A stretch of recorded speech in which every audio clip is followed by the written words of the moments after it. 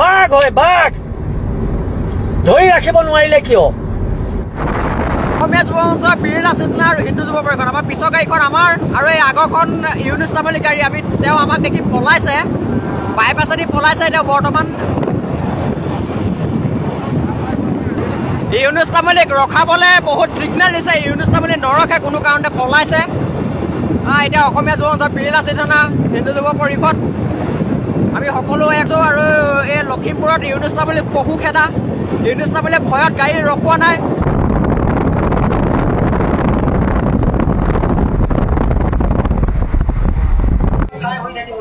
তাকেতো ইমান ডাঙৰ ডাঙৰ কথা কোৱা আছিল মানে মানুহ আপুনি ঘৰতে গুচি গ'ল কমচে কম আপোনাৰ অতিথি আপ্যায়ন কৰিবলৈ সুবিধা দিব লাগিছিলে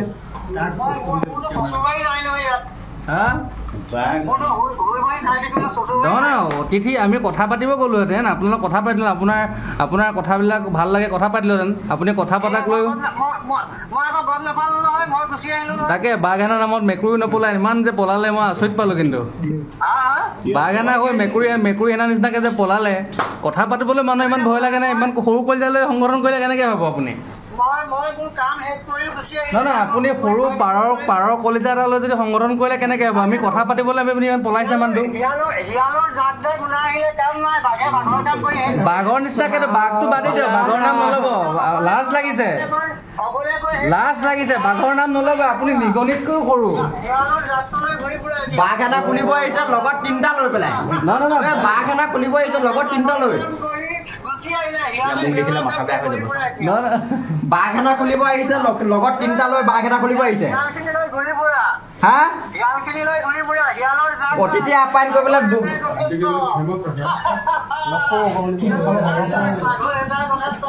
মেকুৰী এটা বাঘ ইমান পলাইছে কিয় কথাটো ভালকে শুনক লখিমপুৰলৈ আহিছে লখিমপুৰৰ ৰাইজৰ কথা মনৰ কথাটো ল'ব লাগিছিলে ৰাইজৰ মৰম চেনেহ নল'লে ৰাইজৰ মৰম চেনেহ লোৱাৰ আগতে পলাব লগা হ'ল অলপ মোৰ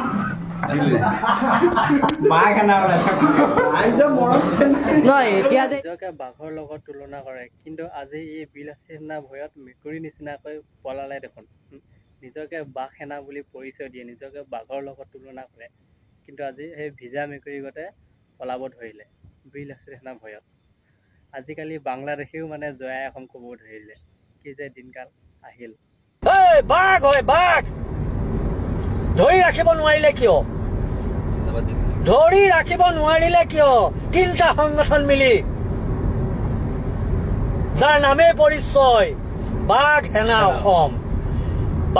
অসম যিমানেই হিয়াল আহক বাঘ সেনা অসমক ধৰি ৰাখিব নোৱাৰিব যদি খেলিছিলেও 40 ছেকেণ্ড খেলিছিলেও ৰাখিব পাৰিব লাগিছিলে ৰাখিব নোৱাৰিলে নহয় তো যিদিনাখন ৰাখি দেখাব সেইদিনাখন ক'ব বাকী এনেই যি ফেচবুকত গাই থাকি লাভ নাই আৰু যিকেইটা কমেণ্ট কৰি আছ নাই তহঁতৰ সেইকেইটাক কৈ দিবি আহি গ'লো কাম কৰি আহি গ'লো যাও হ'ব দে তই এই অকল মানে কেমেৰা আগতে এনেকৈ ভৌকে ভুকিব জানো তাৰ বাহিৰেতো একো কাম নাই নিজকে বাঘ সেনা বুলি পৰিচয় দিয়ক কিন্তু নিজকে বাঘৰ লগত তুলনা কৰক কিন্তু আজি বিল সেনাই সেই খেদি যাওঁতে কিয় মানে ৰখিবলৈ দম নহ'ল এষাৰ কথা উত্তৰ দিয়ক চাওক ইউনুছ তামুলী গৰিয়ামৰীয়াৰ অভিভাৱক নহয় এয়া স্পষ্ট কথা আমাৰ ঠাইত আমাক স্বৰ্গদেউসকলে দি যোৱা মাটিত য'ত আমি জীয়াই আছো আমাৰ ভাতৃসকলৰ লগত মটক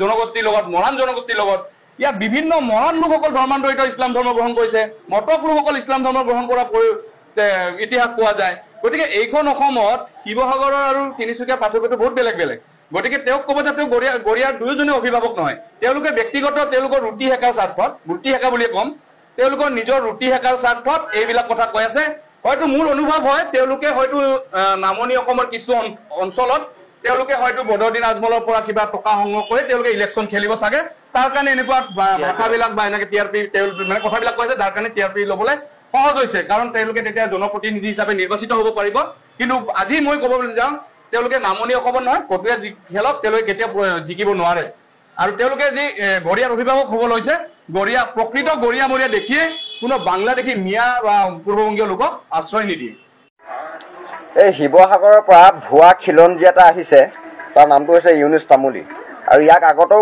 বহুতবাৰ সকিয়ানি দিছোঁ আৰু এই চূড়ান্তৰ সীমা অতিক্ৰম কৰিছে। এতিয়া লখিমপুৰত আছে। ইয়াক বিভিন্ন সময়ত কৈ আহিছোঁ যে তই যি দালালি কৰিব আছে, গৰু চিণ্ডিকেট কৰিব আছে, গৰু দালালি কৰিব আছে, কাৰোবাৰ মাইকী পেটিকোট চুৰ কৰিব আছে, তই কাৰোবাৰ জাঙিয়া চুৰ কৰি আছে, তই চুৰ কৰি থাক। ইয়াক মানে ইমান বেয়াকৈ কোৱাৰ পিছতো ই চোৰৰ বাচ্চাই এতিয়ালৈকে ইয়াতে লখিমপুৰত এতিয়া উচতনিমূলক মন্তব্য দিছে বিভিন্ন জেগাত। এই বঙালমৰাত খিলঞ্জীয়া আহি সংগঠন খুলিব গৈছে এই চোৰৰ বাচ্চাই। এই শিৱসাগৰৰ পৰা আহি ইয়াক বিভিন্ন সময়ত কৈ আহিছোঁ, ইয়াক কৈ আছোঁ, বাৰম্বাৰ কৈ আছোঁ, তই ইয়াত ধৰ্মৰ ইয়াত মানে তই হিন্দু মুছলিম কৰি গোটেই এটা অশান্তি পৰিৱেশ সৃষ্টি কৰিবলৈ তই লখিমপুৰত নাহিবি। তাক ইমানবাৰ কোৱাৰ পিছত লখিমপুৰত আহি ই যি উচতনি মন্তব্য দি পেলাই একাংশ মানুহৰ মাজত যি ধৰ্মভিত্তিক এই এখন যুদ্ধ লগোৱাৰ যি ভয়ংকৰ পৰিকল্পনা কৰিছে, এই একাংশ মানুহক উচতনি মন্তব্য দি ই গোটেই এখন সমাজ ধ্বংস কৰাৰ যি পৰিকল্পনা সৃষ্টি কৰি আছে, এই ইউনুছ তামুলীটো, এই ভুৱাটো, এই খিলঞ্জীয়া নামত ই ভুৱা আৰু চোৰৰ বাচ্চা দালালটোক, গৰু চোৰটোক, এই ৰাজমাই বজাৰত গৰু চুৰ কৰি দালাল কৰিবলৈ গৈ এই চৰ খোৱাটো, ই আকৌ হেৰিয়ত বাংলাদেশে হেৰি বনাবলৈ যায়, সংগঠন বনাবলৈ যায় চোৰৰ বাচ্চাই। ইয়াক কৈ আছোঁ তই নাহিবি, লখিমপুৰলৈ নাহিবি, মানুহ হিচাপে লখিমপুৰলৈ, কিন্তু জনোৱাৰ হিচাপে, জন্তু হিচাপে তই ইয়াত লখিমপুৰলৈ তোৰ সোমোৱা বন্ধ কৰিছিলোঁ। তই লখিমপুৰলৈ আহি এই চোৰৰ বাচ্চা তামুলী, এই ভুৱা তামুলী, আমাৰ তামুলী হয় উপাধিটো সি লিখিছে। ইয়াক চোৰৰ বাচ্চা কৈ আছোঁ এই যে তই নাহিবি ইয়াত। এই বঙালমৰাত আহি পেলাই বিভিন্ন উচতনি মন্তব্য দি অসমখন কাৰো পৈতৃক সম্পত্তি নোহোৱাৰ পৰা আৰম্ভ কৰে সি। ভাষণ দুটামান শিকি আহিছে। ইয়াৰ অৱস্থা কিন্তু একদম বহুত বেয়া হ'ব। আমি কৰিবলৈ আমি নিবিচাৰোঁ। আমি নকৰাৰ আগত লখিমপুৰ আৰক্ষী প্ৰশাসন, অসমৰ আৰক্ষী প্ৰশাসনক আমি আহ্বান জনাই আছোঁ, বাৰম্বাৰ আহ্বান জনাই আছোঁ আপোনালোকে অসমৰ দল সংগঠন খিলঞ্জীয়া ল'ৰাকেইটাই কিবা এটা ক'লে আপোনালোকে বিভিন্ন সময়ত অকল জেল হাজতলৈ প্ৰেৰণ কৰে। ইমান উচতনি মন্তব্য দিয়াৰ পিছত কিয় অসমৰ আৰক্ষী প্ৰশাসন বা লখিমপুৰ আৰক্ষী প্ৰশাসন এতিয়ালৈকে এই ভুৱা এই দালাল ৰাজমাই বজাৰত গৰু দালাল কৰিবলৈ গৈ চৰ খোৱাটো কিয় এনেকৈ এৰেষ্ট কৰিব পৰা নাই? কিয় পৰা নাই? আমি কিন্তু পৰিস্থিতি বেয়ালৈ নিম কৰে, একদম স্পষ্ট কৰি দিছোঁ। অতি সোনকালে ইয়াক গ্ৰেপ্তাৰ কৰি জেল হাজতলৈ প্ৰেৰণ কৰিবলৈ ইমান দিনৰ পৰা বিভিন্ন মহলৰ পৰা কৈ থকাৰ পিছতো এতিয়ালৈকে অসম আৰক্ষীয়ে কিয় এই কথাটো গুৰুত্ব সহকাৰে লোৱা নাই? আমাৰ তাত প্ৰশ্ন আছে, কিয় ইমান গুৰুত্ব সহকাৰে লোৱা নাই আপোনালোকৰ কথাটো? ইয়াৰ অৱস্থা যদি ৰাস্তাত ধৰি লৈ পেলাই যদি ইয়াক গৰুকে এতিয়া পিটি দিওঁ, তাৰ কাৰণে কিন্তু আমি দায়ী নহয়। আকৌ লখিমপুৰত এতিয়া আমাক গৰু পিটন দিয়া হ'ব যদি ইয়াক লগ পাই যাওঁ হয়। আমি সেইটো কাৰণে বিভিন্ন সময়ত কৈ আছোঁ, আপুনি লখিমপুৰ আৰক্ষীক আমি এতিয়াও আহ্বান জনাইছোঁ আপোনালোকে এই উচতনি মন্তব্য দি পেলাই যি সাম্প্ৰদায়িক সংঘৰ্ষৰ সৃষ্টি কৰিছে, এই ভুৱা দালালটোক, গৰু দালালটোক অতি সোনকালে কিন্তু আপোনালোকে গ্ৰেপ্তাৰ কৰিবলৈ আমি আহ্বান জনাইছোঁ। ইয়াক কিন্তু এতিয়া পাই গ'লে লখিমপুৰত আমি এতিয়া ইয়াক বিচাৰি এটা অভিযান আৰম্ভ কৰিম। ইয়াক লগ পাই গ'লে কিন্তু অৱস্থা বেয়া হ'ব। ই বঙালমৰাত আহি পেলাই বিভিন্ন উচতনি মন্তব্য দিছে, সাম্প্ৰদায়িক সংঘৰ্ষ লগাবলৈ সৃষ্টি কৰিছে।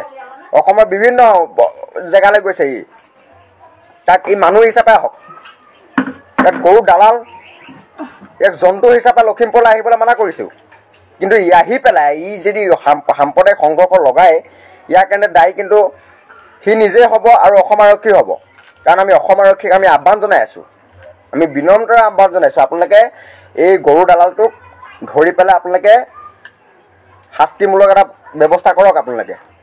কাৰণ ইয়াৰ উৎপাত বহুত বেছি হৈ গৈছে আৰু ই পৈতৃক সম্পত্তিৰ পৰাহে আৰম্ভ কৰে ভাষণটো।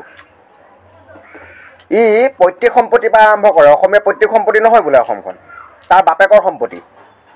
গৰু দালালটো ৰাজমাই বজাৰত চৰ খাই তাৰ লাজ নাই, চোৰৰ বাচ্চা, বাংলাদেশী ছাপোৰ্টাৰ।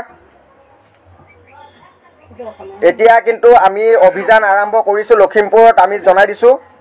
এতিয়া লখিমপুৰত আমি ইয়াক বিচাৰি পেলাই আমি এতিয়া ল'ৰা ওলাইছোঁ। ইয়াক কিন্তু পাবলৈ হ'লে কিন্তু অন লাইভত মাৰিম। কিন্তু এতিয়া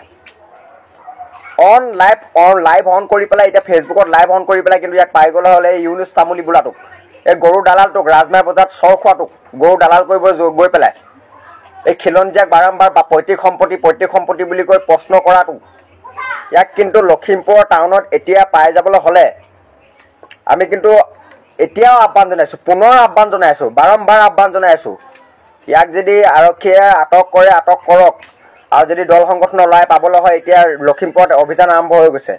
ই কুকুৰৰ নিচিনা হয় পলাব লাগিব, নহ'লে ই ইয়াত গৰু পিটন খাব। এতিয়া একদম স্পষ্ট কৰি দিছোঁ, আৰু অতি সোনকালে লখিমপুৰ আৰক্ষী ইয়াক প্ৰশাসনে ইয়াক আটক কৰক, অতি সোনকালে। নামটো কোৱা, এইটো আকৌ এইটো ৰাজমাই বজাৰত গৰু দালাল কৰি পেলাই মাৰ খোৱাটো ইউনুছ তামুলী, যোনটো ভুৱা এটা উপাধি লৈ পেলাই আমাৰ তামুলী উপাধিটো লৈ ই এটা বাংলাদেশীয়ে, হা তাক মই কৈছোঁ ই মোক দিয়কচোন মানুহ নিকেশ, তাক মই বাংলাদেশী বুলি কৈছোঁ, দিয়ক দিবই লাগে তাক।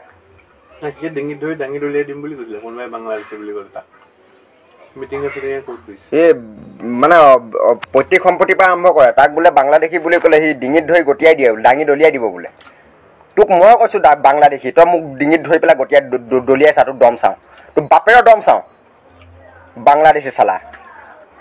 ইয়াত সাম্প্ৰদায়িক সংঘৰ্ষ লগাবলৈ আহিছ তই।